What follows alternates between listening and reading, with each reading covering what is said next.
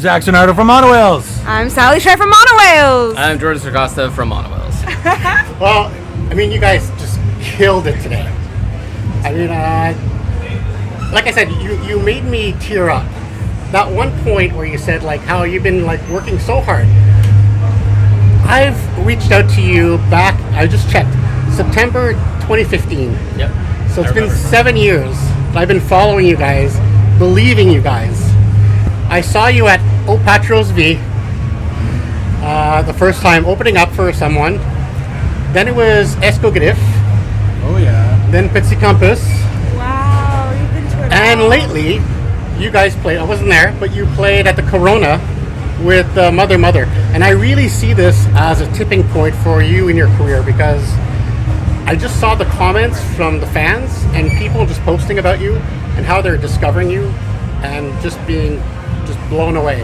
And that to me is just showing just what kind of impact that you guys are having right now. Thank you. And I've seen it from the beginning, and I felt that fire right from the start. Yeah, man. Thank you. So I want to talk about that tipping point. I mean, you guys really went from, playing these smaller stages. You guys put in the work. You put in the blood, sweat, and tears to finally being here today at Osheaga, this big event. How did it feel to be up there? Incredible. I don't know. Yeah. I'm still high. I'm high off of it. There's that joke, like, you can be sober, but you can be high. I feel enlightened. That was an incredible experience I'll never forget for the rest of my life. Say likewise? I would say likewise, man. Absolutely. Even taking care of your drum kit between the songs Yeah. just shows how much experience you guys are getting. I mean, you literally look like a band that's had multiple decades of experience on stage. I mean, you're always a showgirl, really being intense and just getting the crowd involved. And I was looking at the crowd, and they knew the songs. They were singing along. That's pretty freaking dope. This is your first time playing Osheaga, and you're not playing like the smaller stages. You're playing the big stage. Yeah, we went straight to the main stage, baby. So again, I want to talk about some of the songs on your latest album. You opened up recently, and even on stage, that's the one part where I got teary-eyed about Stuck in the Middle. So tell me a little bit about how you were feeling back then, and what kind of got you out of that mode of survival mode, if I could say it that way. Yeah, that was a very dark time. These guys were very involved, honestly, in terms of helping me.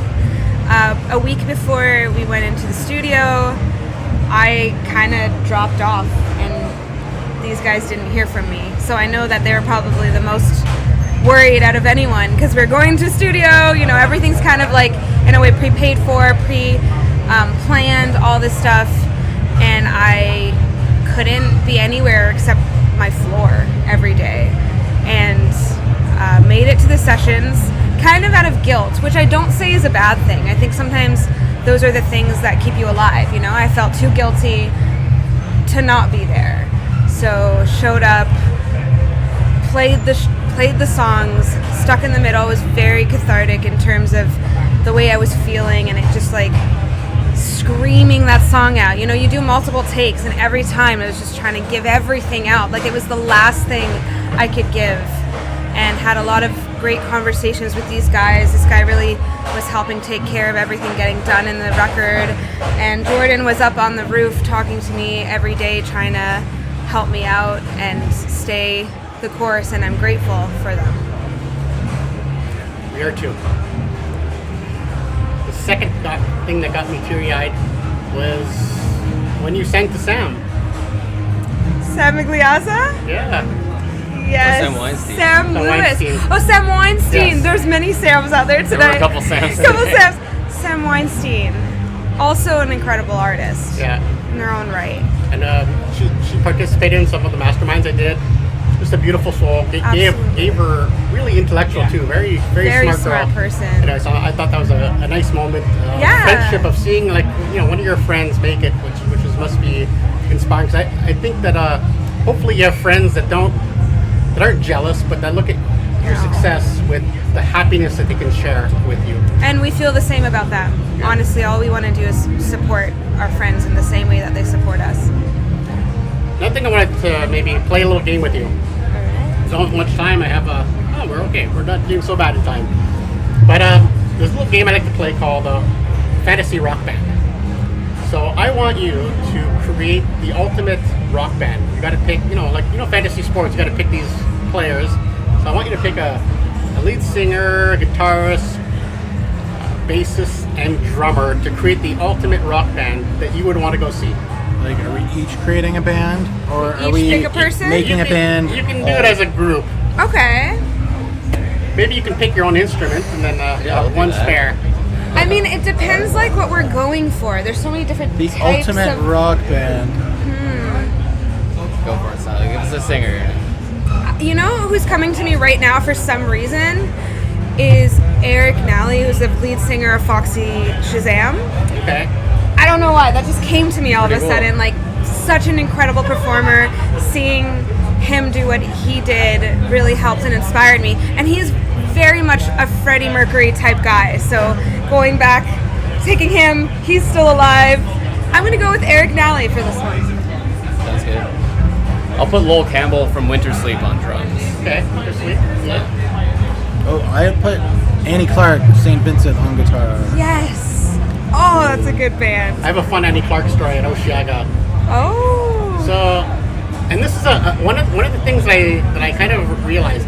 You're the opposite of Annie Clark because you're just as outgoing in person as you are on stage. True. Now, Annie Clark is interesting because on stage she's a powerful force to be reckoned with. Yeah. In person, I met her just in the crowd. Like I turned around, there she was. So we took a little selfie, which I don't like doing anymore, but I did back at the time. And she's an introvert in real life. And to see that performance shift is very interesting to me because an artist, you don't have to be an extrovert to perform because once you get on there, it can give you power. You can change to Absolutely. adapt to the situation. Yeah, What about you guys? Are you guys more introvert or extrovert in real life? I think we're pretty honest. I'm very introverted. Yeah, I don't know though. You're also such a good, charming. She knows people me for person. 10 years, though, That's and we true. see each other. Yeah. Everyone that sees me perform is like, whoa, I didn't expect that. That's true. That's true. I know, you're rocking the guitar pretty hard there. Yeah, but normally I'm just like, hey, what's up? Very chill. I'm an extroverted introvert. I learned how to be extroverted to like live my life.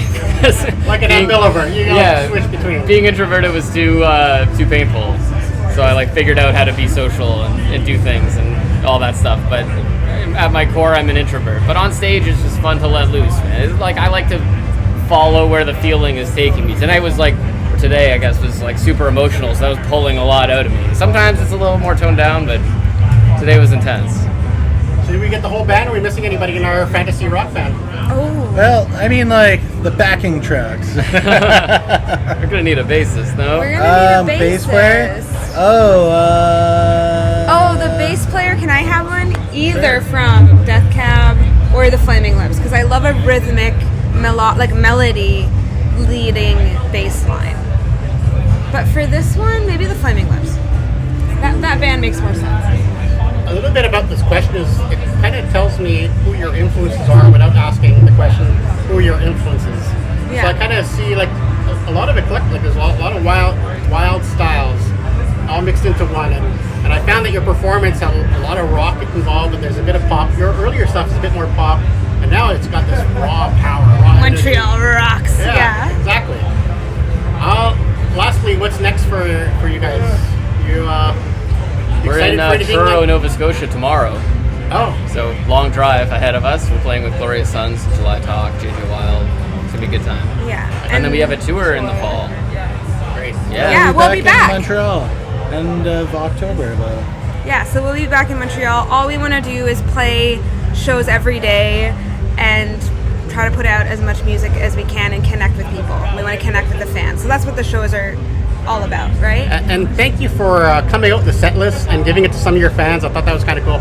Plus, ending the show in the middle of the pit, that was a epic move. I don't think Osheaga has seen that yet, in my experience. It was a risk I was willing to take, clearly. So, yeah. I'm pointing the You're gonna microphone mic the down. knees, man. Mic the knees. They got something to say. I was down. I didn't care. I just wanted to be out there with everybody having fun. Well, my time is up, so it's so nice meeting you guys again, and I've been following your career. I'm going to follow it until the end. There'll never be an end, hopefully, because music lives on forever. So Thank you. Your support means a lot to us. Thank you so much. Thanks so much.